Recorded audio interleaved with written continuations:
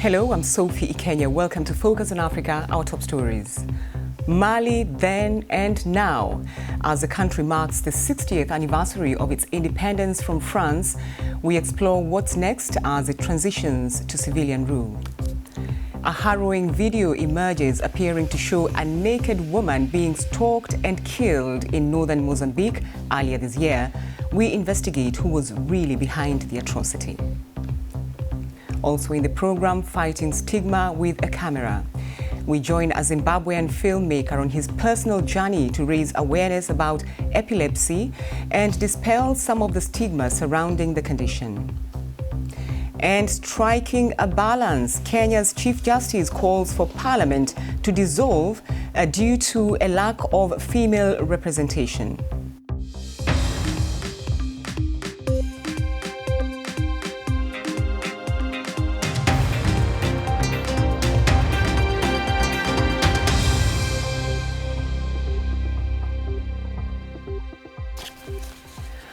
Well, thanks for joining us on Focus on Africa from BBC World News. Mali is marking the 60th anniversary of independence with a transitional government that took over after a military coup in August. Now, the country's last president, Ibrahim Boubacar Keïta, was overthrown after mass protests against his rule. Now, on Monday, former Defense Minister Ban Dao was named president of a transitional government that will lead the country towards elections. BBC's Laila Sai has more. Yet another coup in Mali. Just a month ago, these were the scenes on the streets of the capital Bamako, when soldiers, frustrated with what they said was constant corruption and insecurity, seized power from President Ibrahim Boubacar Keïta amid anti-government protests. Military coups seem to be a habit in the country. Let's go back to the first. 52 years ago, unpopular decisions taken by then-President Modibo Keïta led to general discontent and his overthrow by former Mali military leader Moussa Traoré. President Moussa Traoré lost power by the same means in 1991. Disgruntled soldiers ended his 13 years in power, the legacy of which was a single-party state severely tested in power because of economic crisis. This time, though, power was transferred to a civilian government. Alpha Oumar Konaré became president in 1992 and set Mali on the road to multi-party democracy. In 2002, he was replaced in an election by Amadou Toumani Touré, who was returned to power 5 years later, only to be ousted in a coup in 2012.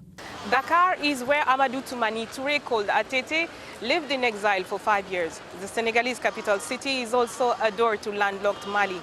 But last month's coup that ousted Ibrahim Boubacar Keïta pushed the economic community of West African states to suspend Mali from the bloc and to take sanctions that have cut off trade and travel between the two brother countries. The recent coup in Mali appears to be a reaction to security challenges, corruption, and disputed elections. It raises even more doubts about the ability of the Malian authorities to effectively contribute to the fight against jihadism in the Sahel, whether it is through dialogue or through military force. Analysts say this unique combination of chronic insecurity and economic deprivation means that August coup may not be the last for Mali. There is a general trend when you look at the coup. In 2012, there was a general security crisis, and that crisis hasn't been solved even to this day.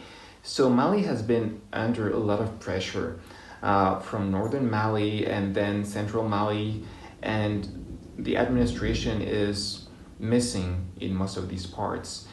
And everyday news showcases scandals, corruption, and financial misgivings. And so it's very hard for the population at large to gain a sentiment that things are getting better and better. And then the army is also not treated in a way that's satisfactory. 60 years after its independence from France, the future of Mali remains uncertain. For some observers, the current situation offers an opportunity for Malians to discuss the challenges affecting the country. For others, events last month are a sad reminder of all too familiar events over the past decades and a possible sign of things to come. Laila Sai, BBC News, Dakar. Well, let's speak to our Africa specialist for BBC Monitoring in Nairobi, Beverly Ochieng. Thanks for taking time to talk to us, Beverly. So we have a transitional leadership right now in Mali. What are some of the expectations both from the people of Mali and, of course, the region? So the interim government has an 18-month period to enable Mali transition to a civilian rule and to hold elections. Among the grievances that we saw from the protests between June and August that led to the coup that removed President Ibrahim Boubacar Keïta was mistrust in institutions such as the National Assembly, the Constitutional Court, and the transitional government will have to see what kind of leadership to put in place in these institutions and how that will uphold democratic reforms. We saw the junta present a roadmap after national consultations that envisions the inclusion of various socio-political actors, and we'll wait to see which stakeholders are given the chance to be part of this transition. And there's also the security crisis with how the country will work with neighboring nations and key partners to ensure stability. Right, so we have an interim leader now, Mr. Ban Dao. What is he himself likely to prioritize? What is he saying he can do? Well, we haven't seen much from him yet. I mean, the state broadcaster did say that he's a man of a few words. But of course, he has to take into consideration the expectations of Malians that there will be some form of democratic transition and stability. There's also ECOWAS that is really putting pressure on this civilian-led transition on peace and stability. There's France that's one of the biggest partners, military partners for Mali, that will want to see a government in place in order to continue security partnerships. Of course, I would imagine there are huge challenges that he should be expecting while driving this whole process, Beverly. Definitely, because there are multiple stakeholders in Mali. There's the civil society groups. The M5 opposition group itself was made up of a variety of platforms of civil rights, opposition, religious groups that all have a stake in this crisis. There are those who date as far back as 2012 and look at the cessationist movement that emanated from the north and who have expressed reservations that a military leader, this is an ex-military official who's going to be given this power.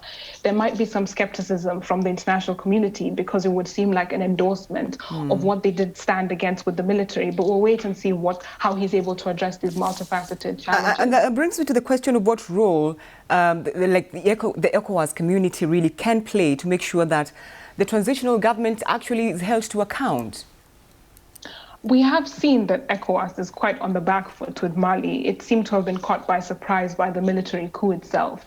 But at the same time, during the protests, when it proposed certain changes such as an inclusive government or the dissolution of the National Assembly, there was a feeling among protesters that it did not meet the aspirations of Malians. And so ECOWAS needs to probably do more in terms of looking at what democratic institutions need change and how to ensure this change is instituted inclusively, and that way hold the military to account to its word that it will hand over to civilians in the end. Now, Mali has been handling a fragile security situation since 2012. What is the likelihood of a resurgence or, an expansion of militant groups in that country? Well, we have seen that many jihadist groups from 2012, when the first insurgency took place with the rebellion and the Tuaregs, that they do, the vacuum of power facilitates their activities. In north and central Mali, which has suffered a lot of attacks in recent years, there's been a lack of state presence because of the kind of hostile environment that is there. And in some cases, militant groups present an authority. They make the communities, the local communities have some affinity to them. So it's going to be difficult to sort of dislodge that kind of power that they have. But in recent months, militant groups themselves have been caught up in infighting. And so the political crisis is not yet in their radar, or it is not registered for them to take advantage of. But this is a very big likelihood from what we've seen in the past. All right, Beverly Ochieng for us there in Nairobi. Thank you. Now, a growing insurgency has been ravaging large areas of northern Mozambique. Both the Islamist insurgents and the Mozambican army have been accused of atrocities. In one of the latest videos from the region, a group of armed men can be seen killing a naked woman. But where exactly did it happen and who are they? Well, the BBC and other researchers have been trying to find out. You might find some parts of Andrew Harding's report distressing. A video surfaces on social media. It shows four men as they chase one terrified, naked woman. It shows them beating her. Then it shows them killing her with at least 36 gunshots. So where was this? Using online technology, we and other researchers have managed to pinpoint the spot.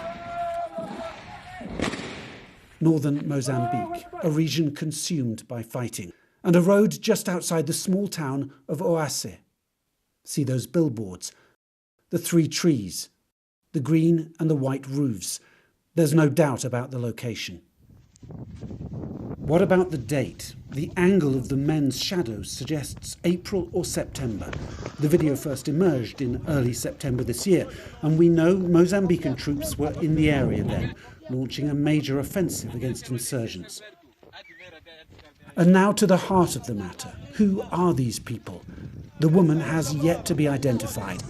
But look at the empty road. It seems likely she was left behind when other civilians fled. As for the killers, we have been able to identify the outfit that they are wearing, which is exactly the same outfit that the armed forces of Mozambique use.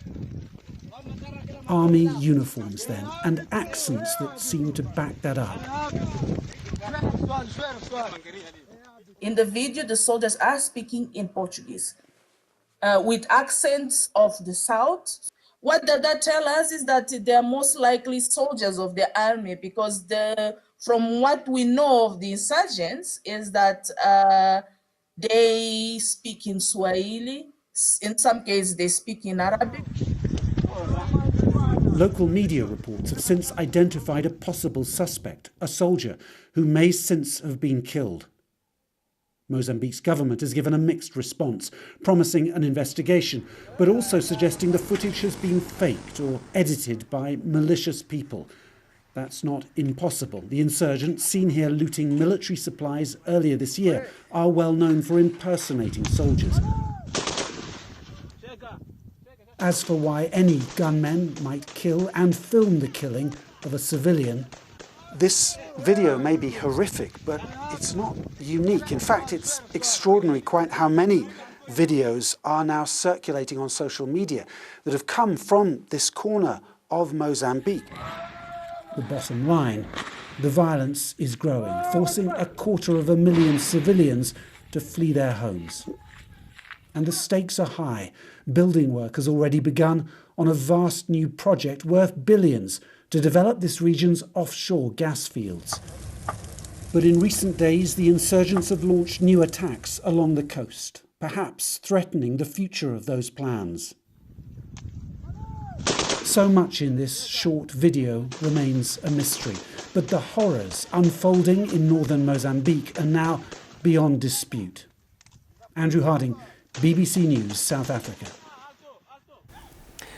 Let's now take a quick look at some coronavirus-related stories making headlines across Africa and the rest of the world. More than 200,000 people have now lost their lives in the United States to COVID-19.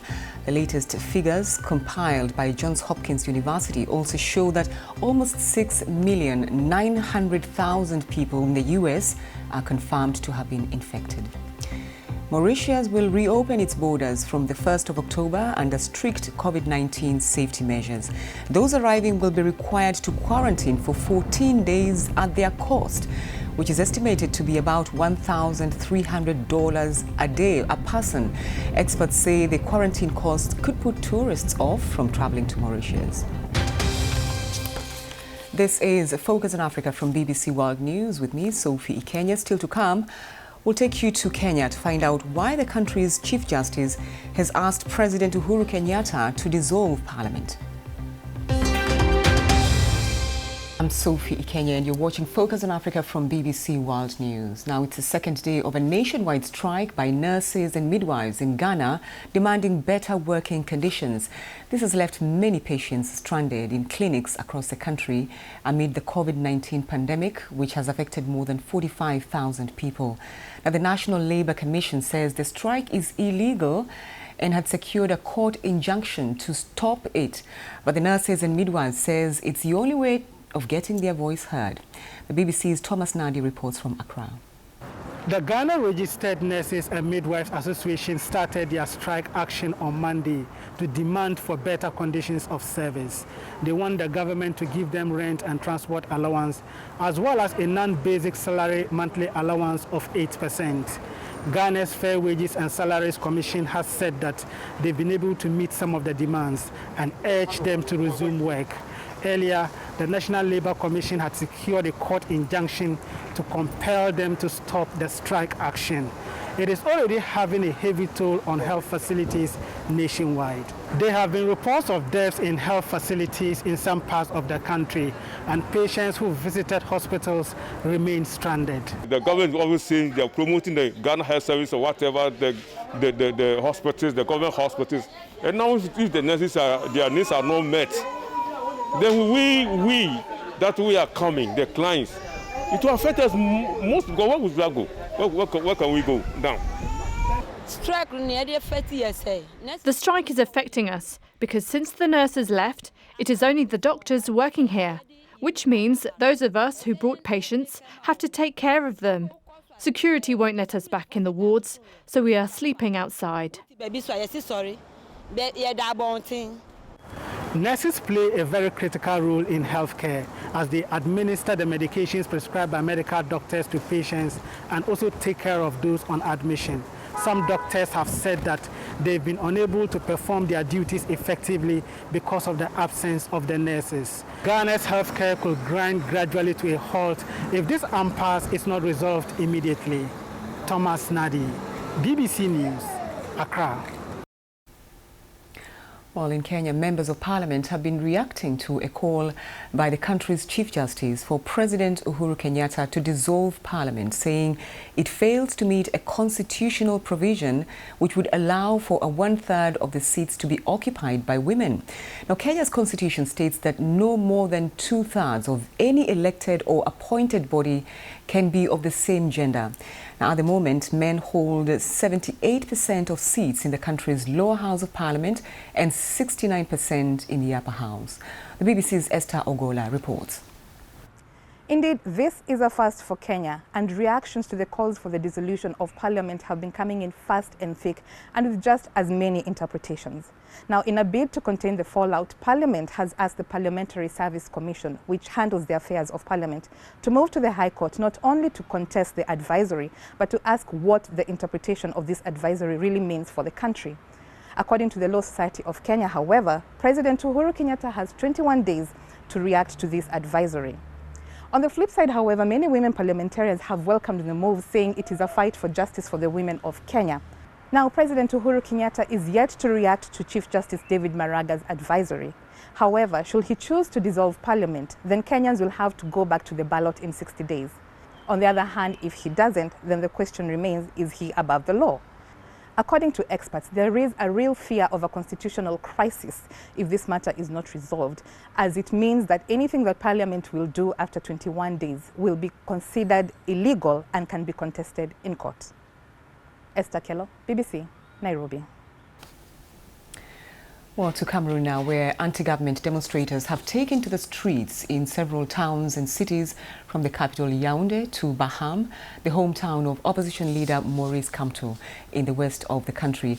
They've been calling for an end to the Anglophone crisis and a reform of the electoral code. The BBC's Kilian Gala has a story. Maurice Kamto was supposed to lead a massive protest along these streets in the capital Yaoundé, but that never happened. He was indeed just blocked in his home by security forces, that we are told. But that doesn't mean that there were no protests at all. In fact, in Douala, in Bafoussa, in Baham and in Bamenda, big crowds came out carrying placards that indicated exactly why they were protesting. They are calling on the government to revise the electoral code. They are also asking the government to resolve the Anglophone problem. And so they were chanting and asking that Paul Biya has to go if he fails to resolve these problems. And for protesting, many of them were arrested, many of them were beaten, tortured, according to Barrister Christopher Ndong, the first vice president of the Cameroon Renaissance movement. In fact, 50 people, according to him, were arrested, 2 journalists arrested for trying to cover the event. But the BBC has not been able to independently verify these allegations. Now, epilepsy is a chronic, non-communicable disease of the brain that affects people of all ages. The World Health Organization says around 50 million people across the world have epilepsy, making it one of the most common neurological diseases. But stigma and misunderstanding leaves many people undiagnosed. That's why Zimbabwean filmmaker Lawrence Zidana decided to film a documentary addressing some of the issues. The film is called Muroi Ndiani, which means who is the witch? Take a look. It was a mystery that would reoccur every few months over the next few years. By then, I knew when it was coming. I would sense a strong scent, hear voices arguing, my vision would get fuzzy, and then blankness. The blankness remained just that. I have never known what I did or what happened after going blank, and no one ever gave me a satisfactory explanation. Well, the film was recently featured in the Africana Film Festival, which was held virtually at the weekend. And I'm delighted to speak to filmmaker Lawrence Zidana, who joins me now from the town of Nottingham here in the UK. Thanks for taking time to talk to us on Focus on Africa. What inspired you to create Muroi Ndiani, the witch? Thank you for having me. So my sole reason was I just wanted to tell my story. I wasn't trying to start a campaign or anything like that. It's something that I've always felt I should share. So that is why I made the film. And it's been well received. But really, I just wanted to tell my story. That's all it was initially. We will talk about how well received it was. You document your own experience, really, living with epilepsy and, the stigma associated with it. Would you say attitudes have changed now since this was done? I would like to believe that they're changing due to social media. People are sharing, we're sharing information a lot more. So I think there are things I'm learning from via social media. But I think that there is still some stigma because where I come from in Zimbabwe, people are quite religious and they're also quite believe in cultural beliefs. So when something happens, it's always someone's fault or it's evil spirits. So I think it's changing, but there's still work to be done. I'm curious, what did you learn while making this film that you did not know? Right, I didn't know what I did when I passed out, when I just went blank. I think my family, they were trying to protect me. So when I was interviewing them, this is where they were telling me all these things that I didn't know about. I think there's a lot more to what you see in the film, but I just didn't know. I didn't know what went on, and I think because we just kept quiet about it, like it was a headache. When you say just like a minor thing, but it was such a big thing, like for 15 years of my life growing up. I mean, did your family know that you were actually filming this? How did they react when they saw the film?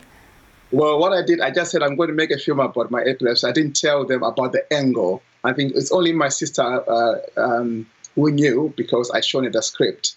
And my mom doesn't want to watch it again because it makes her feel a bit sad. And my father was quite happy. I think so. Even my brothers, everyone is just quite. It was an elation. It felt like therapy because we'd never spoken about it, and now here we are sharing our family business with to a wider audience and everyone being receptive about it. Yeah, and that's where I want to kind of end this conversation because I'm wondering where you want to. What's your aim for the film, briefly?